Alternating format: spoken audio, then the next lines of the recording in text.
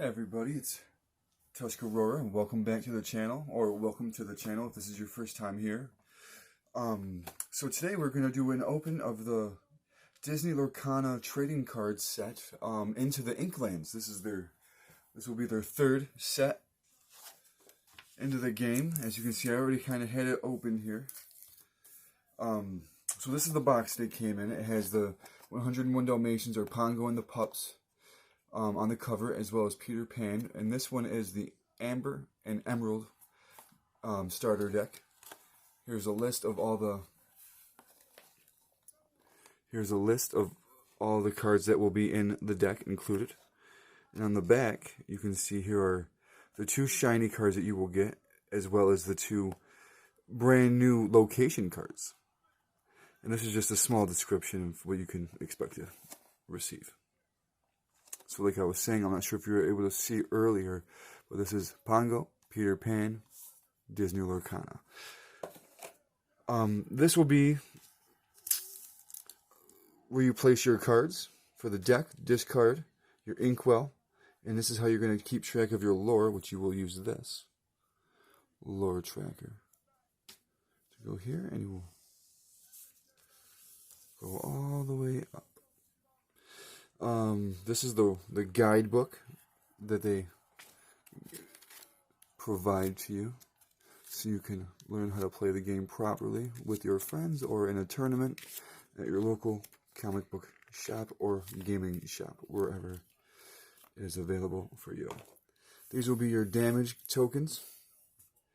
I believe it comes with three threes and 1, 2, 3, and 8 1 damage tokens. Now, I was trying to decide before starting the video on which to open first, the pack of cards or the deck of cards. I think I'm going to open the deck of cards first. That way, we know what to expect here. We don't exactly know what to expect here, and you never know what may be in there.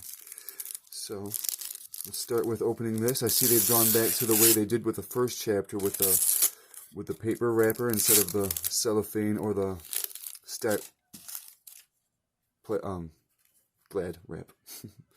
What is that? It feels like something, some piece of the card that got cut prior.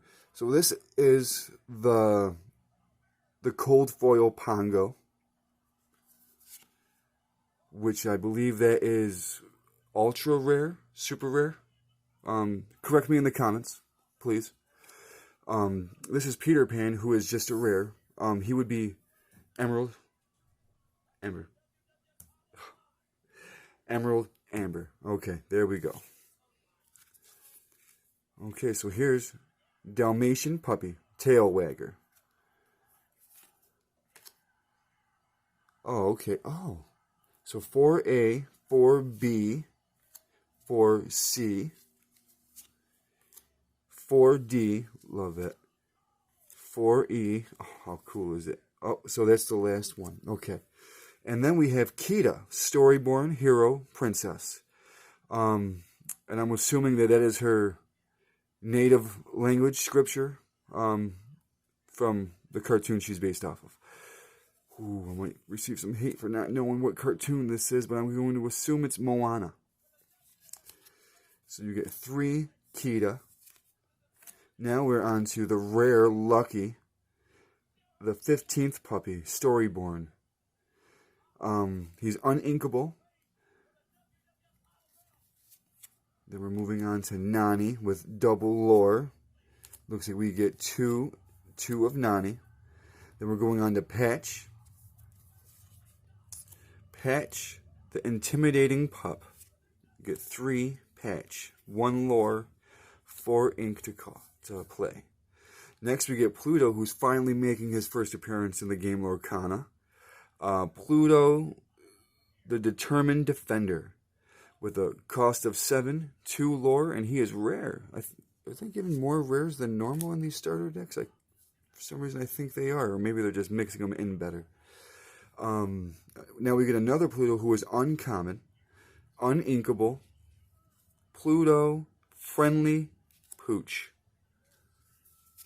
Get 3 Plutos, not bad. Now we get Raleigh, Storyborn. Cost 3 ink to play, 1 lore.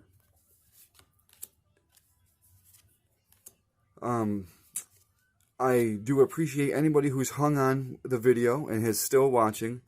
I am not really good at doing video edits, so this will be how I pretty much do everything as a presentation. Live, right there, no computer edits.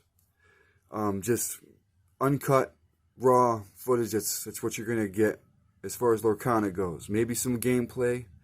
We'll see what the local game shop owner says about that. Either way. Next card is Tinkerbell. Is that Generous Fairy? Storyborn. Looks like we're going to get 1 and 2 Tinkerbell. The next one we have Wendy Darling. The Talented Sailor. With a 2 cost and a 2 lore. Beautiful. You get 1, 2, and 3. Oh, next in the deck is our first location, Neverland. Cost 1. The mermaids told Peter they'd seen some items floating by several days earlier, but they were more concerned that one of their sisters had gone missing. Also, I'm reading this upside down as well. Uncommon. Let's see, you get 1 and 2 of those. Okay, now we're on to the Emerald.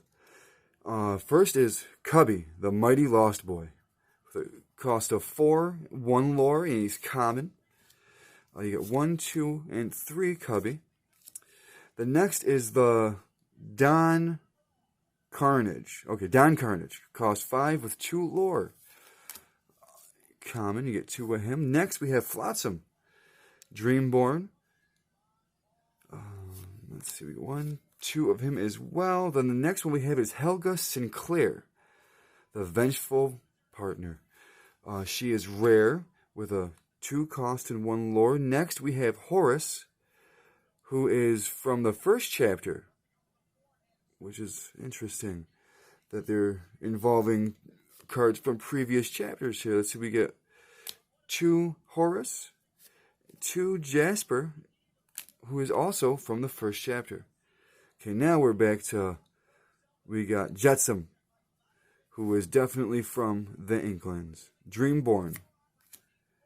Next we have Cloud Kicker, Storyborn.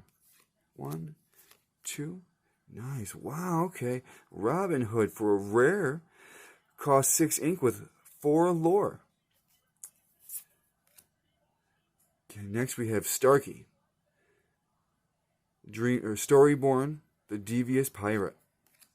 Next, Wildcat. 1, 2 of those. Okay, and now we get something from the Floodborn series. Hypnotize. Each opponent chooses and discards a card. Draw a card. These ones I would actually assume is the most valuable cards in Lorcana. Anything that lets you draw a card is definitely one worth having in the deck. And you get 2 of those. And this one is from the Floodborn as well. Improvise. Chosen character gets +1 and draw a card. There's another very useful card, and you get 3 of those ones. Okay, now we're on back to into the Inklands with Strike a Good Match. Action. A character with cost 2 or more can they can ready to sing this song. Draw 2 cards, then choose and discard a card. Not as good as just drawing a card, but still valuable. Anything that lets you lose a card, or has you lose a card, I would see as definitely questionable as far as gameplay goes. If you don't have to use one, by all means don't, but if you have to, then I guess it is what it is. And now we're on to our second location in the deck, which seems to be the last ones that we get. DeVille Manor.